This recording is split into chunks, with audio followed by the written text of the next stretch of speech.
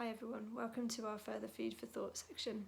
On Sunday I spoke to you about how we can live well with God during times of uncertainty, and I'm sure you'll all have your own experiences that you'll bring to your groups this evening, and I really hope that as you speak and discuss things together that you'd be able to really spur one another on and encourage one another in whatever situations that you're finding yourselves in at the moment.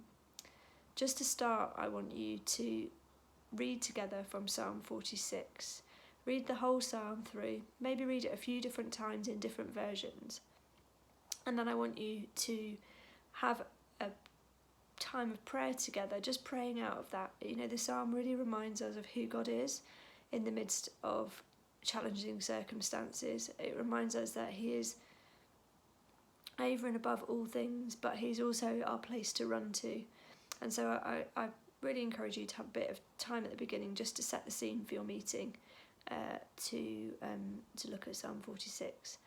And then I'm going to give you a question for each of the 3 points that I made in my talk. So the first point that I made, really, or the first top tip that I had for living with uncertainty, was to remember God's nature in the midst of uncertainty. So I want you to think together about what are some really practical ways that we can keep in mind who God is and his sort of sovereignty. What are some practical ways? It's easy to say that, but practically speaking, what can we do to remind ourselves of that? It might be that there's some verses or things that you've found helpful for that. Have a bit of a chat together in your groups. The second point that I made on Sunday was that in times of uncertainty, it's really important to remind ourselves of God's faithfulness and goodness to us in times gone by. And we talked about the idea of the Ebenezer stone and being able to acknowledge that the Lord has been good to us thus far. To this point, God has been good to us.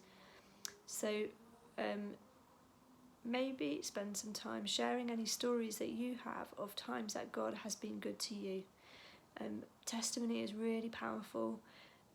Speaking our own testimony does something in us, but hearing somebody else's testimony also does something in us. It encourages us and it spurs us on. So spend some time sharing some of those stories together. The third tip that I had for living with uncertainty was to remember God's word and to root ourselves in God's word in uncertainty. And I talked about some verses that had been really key for me from John 14:26 to 27 that had really kept me going in times where I'd felt fearful or troubled, and how those verses have really pointed me towards God in uncertainty. And you might have some verses like that where God has given you verses that have kept you going or kept your eyes on Him or spurred you on when you've been feeling that you're a bit stuck. So maybe share any of those verses that have really been helpful to you, and you never know, it might be something that encourages somebody else. So I'm going to leave it there. I think you might have some of your own things that you want to discuss or things that you've been thinking about out of the talk on Sunday, and maybe you could have some space for that too. But I really hope that whatever it is that you discuss, that it's something that encourages each member of the group and enables you to be really honest about where you're at. Like we said, this is a marathon, it's not a sprint. Living with all sorts of different things can be long and arduous, not necessarily something that's just over in the blink of an eye. So bear with one another. It may be that some of you, I feel like you're kind of on the other side of some of this uncertainty, but it may be that others are still really feeling like they're living in the midst of it. So yeah, just have some grace for one another and enjoy spending time just looking to God to be with you and to support you and spur you on.